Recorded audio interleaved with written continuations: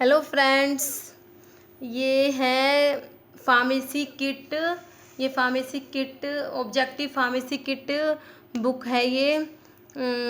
इस ये है डॉक्टर अनीस अहमद सिद्दीकी एंड सीमी सिद्दीकी। तो ये बुक है फार्मेसी किट।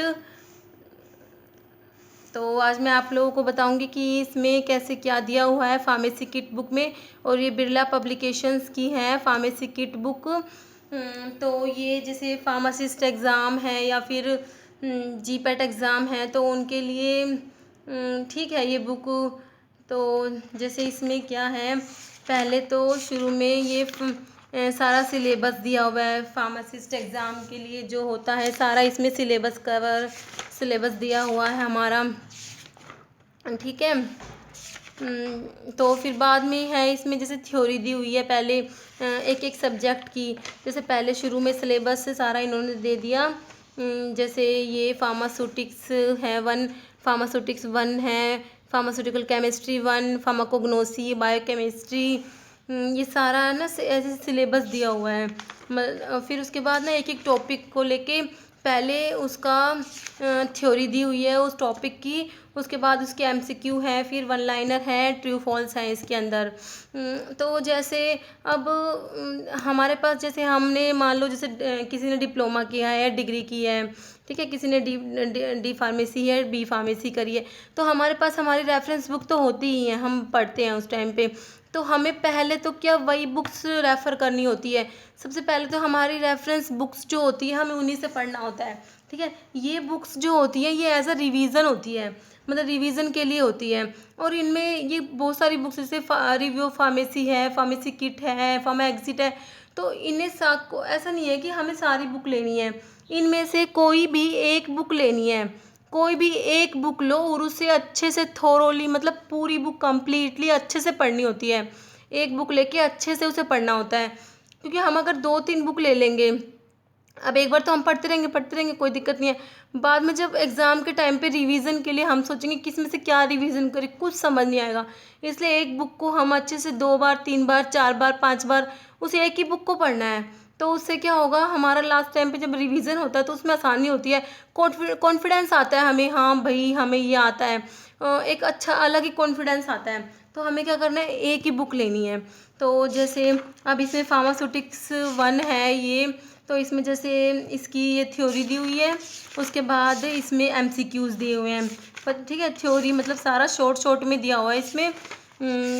तो फिर उसके बाद है इसमें एमसीक्यूज़ हैं, और एमसीक्यू के बाद फिर वन लाइनर क्वेश्चंस हैं, और मतलब fill in the blanks type questions हैं। उसके बाद ट्रू फॉल्स हैं, फिर पीछे आंसर्स ऐसे दिए हुए हैं।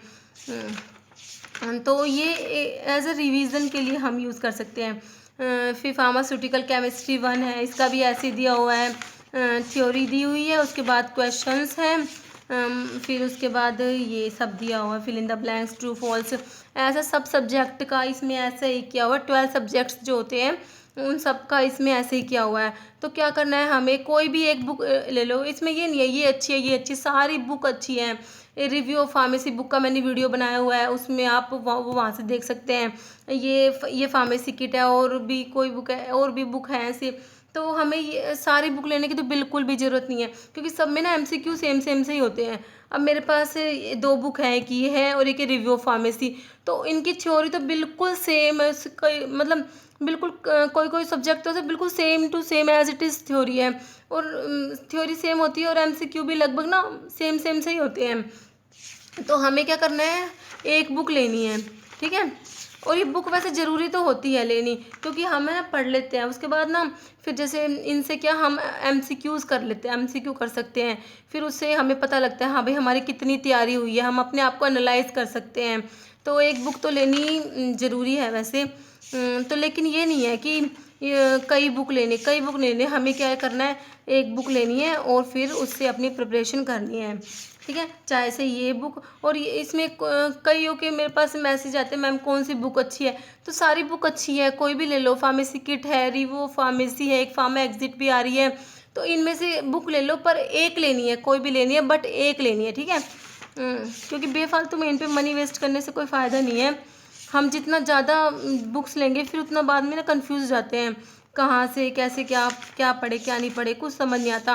क्योंकि मेन तो पढ़ना तो हमारे जो रेफरेंस बुक है जहाँ से हमने पढ़ रखा है वहीं से पढ़ना होता है मेन तो।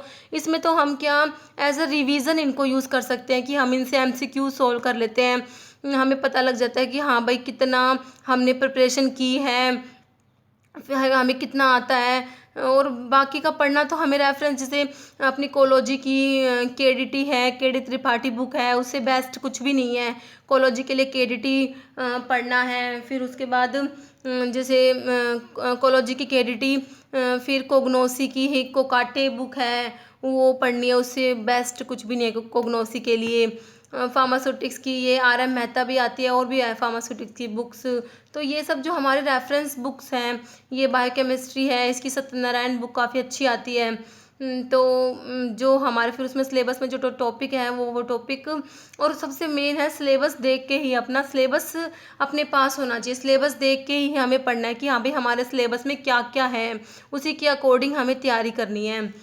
तो और इसमें बस तो बस एक कोई भी एक बुक लेनी है और उसके अकॉर्डिंग हमें अपनी तैयारी करनी है। और ये मैंने दिखा दिया इसमें रिव्यू फार्मेसी बुक में क्या दिया हुआ है।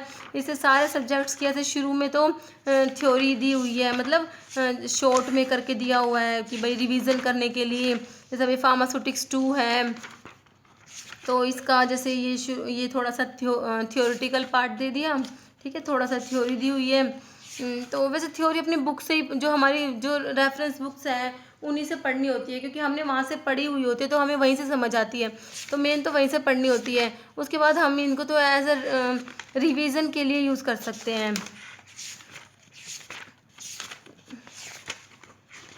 फिर इसमें फार्मास्यूटिकल केमिस्ट्री 2, इसमें मेडिसिनल केमिस्ट्री मेड केम आती है, इसमें स्ट्रक्चर्स वगैरह दिए हुए हैं।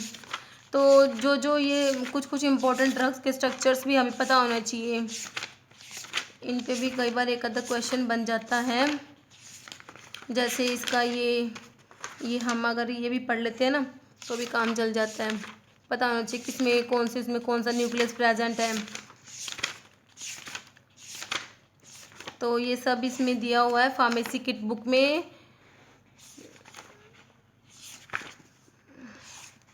लास्ट में इसमें क्वेश्चन पेपर्स दिए हुए हैं,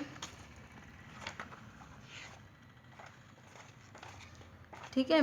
तो आप लोग अगर ये बुक लेनी है तो आप लोग ले सकते हैं, ऑनलाइन भी मंगा सकते हैं या फिर बुक डिपो पे भी वैसे मिल जाती है। बट मैं ये प्रेफर करूँगी कि आप कोई भी MCQ की बुक ले, लेकिन एक ही बुक लें, ज़्यादा इधर उधर भागने की ज़रूरत नहीं है। जो हमारी रेफरेंस बुक्स होती है, हमारी तैयारी तो ज़्यादा उन्हीं से होती है, पहले तो उन्हीं को पढ़ना होता है, बाद में रिविज़न के लिए हम कोई भी, जैसे ये बुक होती है फार्मेसी किट है, रिव्यू ऑफ फार्मेसी है, कोई भी एक बुक ले सकते हैं। तो ठीक है, इस वीडियो में इतना ही। Okay, thank you.